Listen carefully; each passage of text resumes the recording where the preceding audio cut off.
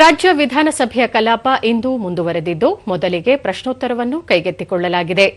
ಸದಸ್ಯ ಸುರೇಶ್ ಶೆಟ್ಟಿ ಅವರ ಪ್ರಶ್ನೆಗೆ ಉತ್ತರಿಸಿದ ಮಹಿಳಾ ಮತ್ತು ಮಕ್ಕಳ ಕಲ್ಯಾಣ ಸಚಿವೆ ಲಕ್ಷ್ಮೀ ಹೆಬ್ಬಾಳ್ಕರ್, ರಾಜ್ಯದಲ್ಲಿ ಅಂಗನವಾಡಿ ಕಾರ್ಯಕರ್ತೆಯರು ಹಾಗೂ ಸಹಾಯಕರ ಹುದ್ದೆಗಳನ್ನು ಶೀಘ್ರವೇ ಭರ್ತಿ ಮಾಡಲು ಸರ್ಕಾರ ಅಗತ್ಯ ಕ್ರಮ ಕೈಗೊಂಡಿದೆ ಎಂದು ತಿಳಿಸಿದರು.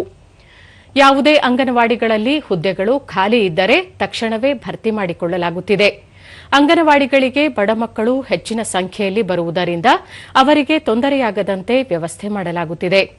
ಜಿಲ್ಲಾಧಿಕಾರಿ ಅಧ್ಯಕ್ಷತೆಯಲ್ಲಿ ಸಮಿತಿ ಇರಲಿದ್ದು, ಹುದ್ದೆಗಳು ಖಾಲಿ ಇದ್ದರೆ 90 ದಿನದೊಳಗೆ ನೇಮಕಾತಿ ಪ್ರಕ್ರಿಯೆ ಪೂರ್ಣಗೊಳಿಸುವಂತೆ ಈಗಾಗಲೇ ಸೂಚನೆ ನೀಡಲಾಗಿದೆ ಎಂದು ಹೇಳಿದರು.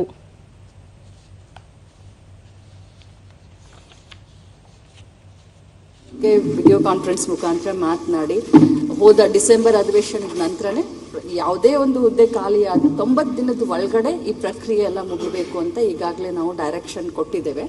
ಮತ್ತು ತಮ್ಮ ಒಂದು ಕ್ಷೇತ್ರಕ್ಕೆ ಸಂಬಂಧಪಟ್ಟ ಹಾಗೆ ಏನು ಕಾರ್ಯಕರ್ತರು 6 ಜನ ತುಂಬಿಕೊಳ್ಬೇಕಾಗಿತ್ತು, 31 ಜನ ಅಂಗನವಾಡಿ ಸಹಾಯಕಿಯರನ್ನ ಏನು ತುಂಬಿಕೊಳ್ಬೇಕಾಗಿತ್ತು. ಈಗಾಗಲೇ ಆ ಪ್ರಕ್ರಿಯೆ ಎಲ್ಲ ಮುಗಿದು ತಾತ್ಕಾಲಿಕ ಪಟ್ಟಿಯನ್ನು ನಾವು ಆಯಾ ಗ್ರಾಮ ಪಂಚಾಯಿತಿಗಳಿಗೆ ಈಗಾಗಲೇ ತಾತ್ಕಾಲಿಕ ಪಟ್ಟಿಯನ್ನು ಹಚ್ಚಿದ್ದೇವೆ.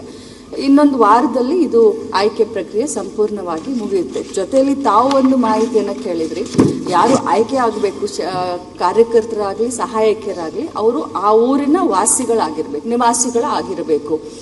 ಒಂದು ಸಂದರ್ಭದಲ್ಲಿ ಅವರು ಆ ಊರಿನ ನಿವಾಸಿಗಳು ಇಲ್ಲ ಅಂತಂದ ಸಂದರ್ಭದಲ್ಲಿ ಆ ಒಂದು ಗ್ರಾಮ ಪಂಚಾಯಿತಿಗೆ ಆ ಒಂದು ಹೋಬಳಿಗೆ ಅವರು ಅಲ್ಲಿ ವಾಸವಾಗಿದ್ರೆ ರಹವಾಸಿಗಳ ಸರ್ಟಿಫಿಕೇಟ್ ಅನ್ನ ಹಚ್ಚಿದ್ರೆ ಖಂಡಿತವಾಗ್ಲೂ ಅವ್ರನ್ನ ನಾವು ಕನ್ಸಿಡರ್ ಮಾಡಿ ಆ ತರ ಒಂದಷ್ಟು ಕೇಸಸ್ ಇದೆ ಮೇಡಮ್, ದಯವಿಟ್ಟು ಅದನ್ನ ಸೂಚನೆ ಕೊಡಬೇಕು ಅಂತ. ಖಂಡಿತವಾಗ್ಲೂ ತಮ್ಮ ಕ್ಷೇತ್ರಕ್ಕೆ ಸಂಬಂಧಪಟ್ಟಂತ CDPO ಅವರ ಹತ್ರ ಕರೆದು DD ಹತ್ರ ನಾನು ಮಾತಾಡ್ತೇನೆ ಖಂಡಿತವಾಗ್ಲೂ. ಧನ್ಯವಾದ.